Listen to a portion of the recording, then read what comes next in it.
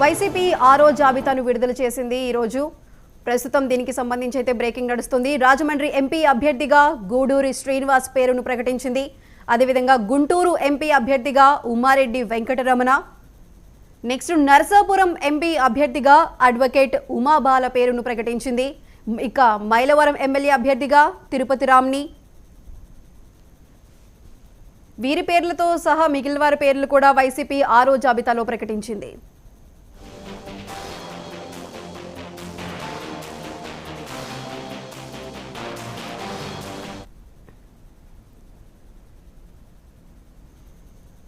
YCP ఆరో జాబితాకి సంబంధించిన మరిన్ని అప్డేట్స్ మా ప్రతినిధి విద్యాసాగర్ రావు అందిస్తారు. విద్యాసాగర్ రావు, చెప్పండి. Good evening Sai Sudha. ఇప్పుడు మనం చూసుకుంటే వైసీపీ చాలా దూకుడుగా ఉందని చెప్పవచ్చు. ఎందుకంటే వైఎస్ జగన్మోహన్ రెడ్డి ఇప్పటికే వైనాట్ 175 అను ఒక నినాదంతో ముందుకెళ్తున్నారు. ఇప్పటికే 5 జాబితాలు రిలీజ్ చేశారు. ఇదే క్రమంలో ఈ రోజు కొంచెంసేపటి క్రితం ఆరో జాబితా కూడా రిలీజ్ చేయడం జరిగింది. దీంట్లో ముఖ్యంగా చూసుకుంటే 4 ఎంపీ స్థానాలకు కూడా నియోజకవర్గ ఇన్ఛార్జీలు మార్చడం జరిగింది. గతంలో ఎప్పుడు కూడా ఎంపీ స్థానాలు 1, 2, 3 మాత్రమే మార్చారు. కానీ ఈసారి మాత్రం 4 ఎంపీ స్థానాలకి అలాగే మొత్తం 6 అసెంబ్లీ స్థానాలకు కూడా నియోజకవర్గ ఇన్ఛార్జీలు మార్చడం జరిగింది. ప్రస్తుతం చూసుకుంటే మనం రాజమండ్రి ఎంపీ స్థానానికి డాక్టర్ గూడూరి శ్రీనివాసరావుని పెట్టారు. అలాగే నర్సాపురం ఎంపీ స్థానానికి అడ్వకేట్ గూడూరి ఉమాబాలని, అలాగే గుంటూరు ఎంపీ స్థానానికి ఉమ్మారెడ్డి వెంకటరమణ, అలాగే చిత్తూరు ఎంపీ ఇది ఎస్సీ నియోజకవర్గం రెడ్డెప్పను పెట్టారు. అలాగే మైలవరం సంబంధించి చూసుకుంటే ఇది అసెంబ్లీ నియోజకవర్గం, దీనికి తిరుపతిరావు యాదవ్ను పెట్టారు. అలాగే మార్కాపురం చూసుకుంటే అన్న రాంబాబును పెట్టారు. అలాగే గిద్దలూరు నియోజకవర్గానికి కె నాగార్జున రెడ్డిని పెట్టారు. అలాగే నెల్లూరు సిటీని చూసుకుంటే ఎండి ఖలీల్ అయితే ఇతను డిప్యూటీ మేయర్ గా పనిచేస్తున్నారు. ఇతనికి సంబంధించి ఇంతకు ముందు గతంలో పనిచేస్తున్న మాజీ మంత్రి అలాగే అనిల్ కుమార్ మార్చిన తర్వాత ఇప్పుడు ఈ రోజు ఎండి ఖలీల్ అయితే నియమించడం జరిగింది. అలాగే చూసుకుంటే జీడి నెల్లూరు, ఇది కూడా చిత్తూరు జిల్లాకు సంబంధించి ఉంది. ప్రస్తుతం అయితే నెల్లూరు జిల్లా తిరుపతి జిల్లాలో ఉంటుంది. దీనికి కె నారాయణ స్వామిని పెట్టారు. అలాగే ఎమ్మిగినూరు చూసుకుంటే బుట్ట రేణుకుని ప్రకటించారు. సో మొత్తం మీద చూసుకుంటే ఈ రోజు ఆరో జాబితా మొత్తం 10 నియోజకవర్గాలకు సంబంధించి 4 ఎంపీ నియోజకవర్గాలు అలాగే 6 అసెంబ్లీ నియోజకవర్గాలకు సంబంధించి ఆరో జాబితాని విడుదల చేయడం జరిగింది. మొత్తం మీద వైసీపీ రాష్ట్రంలో ఇది తుది జాబితా అనే దానికి లేకుండా వరుసగా చాలా దూకుడుగా నియోజకవర్గాలకి ఆ సర్వేలను బట్టి మిగతా గెలుపు గుర్రాలని మేము తీసుకుంటామనే పద్ధతిలో ప్రస్తుతం పనిచేస్తున్న ఎమ్మెల్యేలని స్థానం భ్రంశం కావచ్చు. అలాగే కొందరికైతే వాళ్ళకి పూర్తిగా ఆ స్థానం కూడా ఇవ్వని పరిస్థితి. ఈ పరిస్థితుల్లో ఆరో జాబితాని విడుదల చేయడం ఇప్పుడు ఒక హాట్ టాపిక్ గా మారింది. దీనికి చూసుకుంటే ఆరో జాబితాలో వీళ్ళలో కొందరికి కొత్త వారికి అవకాశం కల్పించారు, కొందరికి స్థాన భ్రంశం కల్పించారు. అలాగే ఎంపీగా పనిచేస్తున్న వారికి అసెంబ్లీ నియోజకవర్గాలకు కూడా అవకాశం ఇచ్చారు. ఈ విధంగా వైసీపీ ఆరో జాబితా చూసుకుంటే 10 మందిని అయితే ఈ రోజు మార్చడం జరిగింది.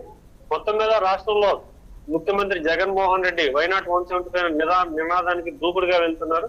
ఈ క్రమంలో ఈ ఆరో జాబితాని తుది జాబితాకి అయితే చూడలేము. మరికొంతమందిని కూడా వాళ్ళ సర్వేలను బట్టి మార్చే అవకాశం ఉందని చెప్పి చెప్పవచ్చు. మొత్తం మీద ఈ రోజు అయితే 10 మందితో కూడిన ఒక జాబితా అయితే రిలీజ్ చేయడం జరిగింది. సాయి కూడా విద్యాసాగర్, ఈ మార్పులు చేర్పులతో కూడిన ఈ ఆరవ జాబితాకి సంబంధించి అంటే 10 మందికి సంబంధించిన ఈ ఆరో జాబితాను విడుదల చేసింది వైసీపీ. మరి దీనికి సంబంధించి మార్పులు చేర్పుల విధంగా మిగతా వైసీపీ నాయకులు ఎవరైతే అక్కడ సిట్టింగ్ వాళ్ళు కానీ లేదంటే ఆ అభ్యర్థిగా పోటీ చేయడానికి ఆశపడిన వాళ్ళ వైపు నుంచి ఎటువంటి అసంతృప్తులు వ్యక్తమయ్యే అవకాశం ఉంది? ఇప్పుడు దీని గురించి చాలా చర్చ అయితే నడుస్తుంది. ఎందుకంటే మొత్తం మీద 151 నియోజకవర్గాలు గత ఎన్నికల్లో వైసీపీ సాధించిన సీట్లు, వీటిల్లో ఇప్పటికే సుమారుగా 4 జాబితాల్లో 69 మందిని మార్చడం జరిగింది. గతం చూసుకుంటే 8 మంది, ఈ రోజు 10 మంది. మొత్తం మీద చూసుకుంటే దాదాపు 80 నియోజకవర్గాల్లో అనేక మందిని మార్పులు చేర్పులు చేశారు. అంటే ఆల్మోస్ట్ 50% వరకు మార్పులు చేర్పులు చేశారు. కాబట్టి ఈ కొంతమంది వీళ్ళలో ఇప్పటికే ఒక 6-7 మంది ఎమ్మెల్యేలు తమ దిక్వార స్వరాన్ని వినిపించారు. అలాగే కొందరు పార్టీ మారేదానికి సిద్ధంగా ఉన్నారని చెప్పి సంకేతాలు వినిపిస్తున్నాయి. ముఖ్యంగా చూసుకుంటే ఇప్పుడు నెల్లూరు నియోజకవర్గం కూడా ఒక హాట్ టాపిక్ గా మరి, ఎందుకంటే డిప్యూటీ మేయర్ గా పనిచేసిన ఖలీల్కి అవకాశం ఇచ్చారు. సో ఇక్కడ ఇప్పటికే రెడ్డి సామాజిక వర్గం చాలా క్రియాశీలకంగా పనిచేస్తుంది. అలాగే రాజ్యసభ సభ్యులు ప్రస్తుతం ఎంపీ అభ్యర్థి వేమిరెడ్డి ప్రభాకర్ రెడ్డి కొందరు పేర్లు అంటే వేమిరెడ్డి ప్రశాంత్ రెడ్డి పేరు కావచ్చు ఇలా ప్రపోజ్ చేశారు. కానీ వాళ్ళకి ఇవ్వకుండా ఇప్పుడు కొత్తగా ఖలీల్ పేరు పైకి తీసుకురావడం.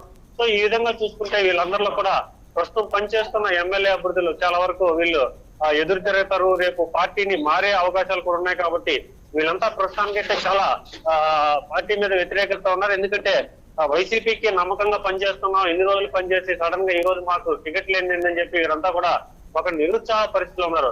వీరంతా రేపు తొందరలోనే తుది నిర్ణయం తీసుకొచ్చి, ఎందుకంటే పార్టీ మారే అవకాశం ఉంది. అలాగే అసంతృప్తులు అయితే అవకాశం ఉంది. ముఖ్యంగా చూసుకుంటే వైసీపీలో ఎవరికి సీటు పదిలం కాదు. ఎందుకంటే 2-3 దఫాలుగా ఎమ్మెల్యేలు గెలిచినా కూడా వారికి అవకాశం ఇవ్వలేదు. అలాగే మంత్రులుగా పనిచేసిన వాళ్ళకు కూడా అవకాశం ఇవ్వలేదు. సో వైఎస్ జగన్మోహన్ రెడ్డి ఈ స్ట్రాటజీ అంతా దేని వాళ్ళ సర్వే ఆధారంగానే చేస్తున్నారా? ఎందుకంటే సర్వే ఆధారం చాలా తప్పని చెప్పి గూడూరు ఎమ్మెల్యే కూడా హాస్యాస్పదం అని చెప్పి చెప్పడం జరిగింది. సో ఇవన్నీ కూడా వైఎస్ జగన్మోహన్ రెడ్డికి సలహాలు ఇస్తున్న వ్యక్తులు కావచ్చు, వాళ్ళ ప్రయారిటీలు బట్టి కూడా ఈ ఎమ్మెల్యే అభ్యర్థులు ఎవరికి కూడా పర్మనెంట్ కాదని చెప్పి సూచనలు అయితే తెలియజేస్తున్నారు. విద్యాసాగర్, ప్రస్తుతం ఇప్పటి వరకు కూడా 6 జాబితాలను అయితే విడుదల చేసింది. ఇందులో అసంతృప్తులు కూడా చాలా మంది ఉన్నారు. వారిని బుజ్జగించేందుకు వైసీపీ అధిష్టానం ఎటువంటి నిర్ణయాలు తీసుకోబోతుంది, ఎటువంటి చర్యలు చేపట్టబోతుంది? ఇప్పటికే దీనికి సంబంధించి చాలా మంది కూడా అసంతృప్తిలో ఉన్నట్టు వైసీపీ అధిష్టానానికి తెలుసు. దీంతోనే తుది జాబితాలు ప్రకటించిన తర్వాత కూడా ఇదేది కూడా చివరి జాబితాలు కాదు. ఒకవేళ ఎవరైనా వాళ్ళకి బలం ఉండి సర్వేలు మళ్ళా మార్పు చెందితే వాళ్ళకి తిరిగి అవకాశం ఇస్తుందని చెప్పి ఇప్పటికే సజ్జల రామకృష్ణారెడ్డి కావచ్చు, అలాగే విజయసాయి రెడ్డి కావచ్చు కొన్ని సందర్భాలు అయితే చెప్పిన పరిస్థితి ఉంది. మొత్తం మీద చూసుకుంటే పార్థసారథి కావచ్చు, అటు వైజాగ్ లో కానీ ఇటు గూడూరుకు సంబంధించి అనేక మంది కూడా ధిక్కార స్వరం వినిపిస్తున్న సమయంలో వీళ్ళందరికీ కూడా వైసీపీ అధిష్టానం నుంచి కొందరు బుజ్జగించే ప్రయత్నం చేస్తున్నారు. కానీ ఇది బుజ్జగించే ప్రయత్నంలో కూడా చాలా గట్టిగా అయితే ప్రయత్నం చేయడం లేదు. ఎందుకంటే వారు ఖచ్చితంగా ఓడిపోయే అభ్యర్థులు అని చెప్పి ఒక సంకేతాలు ఉండడంతో వాళ్ళని అట్ట పార్టీ కొంతవరకు మాత్రం బుజ్జగించే ప్రయత్నం చేస్తున్నా. ఆ గీత దాటిన తర్వాత కనీసం వాళ్ళు బుజ్జగించే ప్రయత్నం కూడా చేయలేదని చెప్పి చాలా మంది కూడా బాధను వెలిపిస్తున్న పరిస్థితి ఉంది. సో వైసీపీ అయితే చాలా మొండి వైఖరితో పోతుంది. జగన్మోహన్ రెడ్డి ఎవరు మాట వింటున్నారు, కనీసం తాము గోడు చెప్పుకోవడానికి కూడా అవకాశం ఇవ్వలేదని చెప్పి సీనియర్లు అలాగే ఎమ్మెల్యేలుగా పనిచేస్తున్న వారు కూడా పబ్లిక్ గానే మీడియా ముఖం కూడా చెప్తున్న పరిస్థితి ఉంది. సో జగన్మోహన్ రెడ్డి అయితే ఎవరి మాట వినడం లేదు. ఇవన్నీ కూడా పార్టీకి అలాగే ప్రభుత్వానికి రాబోయే ఎన్నికల్లో తీవ్ర నష్టం చేకూరుస్తుందని చెప్పి వైసీపీలో చాలా సీనియర్ నాయకులు చెప్తున్న పరిస్థితిలో ఎక్కడా కూడా బుజ్జగింపులు అయితే జరగడం లేదు. చాలా వరకు బుజ్జగింపులు చేస్తారని భావించినా కూడా వాళ్ళకి బుజ్జగింపులు జరగడం లేదు. కాబట్టి ఇదైతే పార్టీకి తీవ్ర నష్టాన్ని చేకూర్చే అవకాశం అయితే ఉంది. Sai Sudha. Right Vidyasagar, thank you.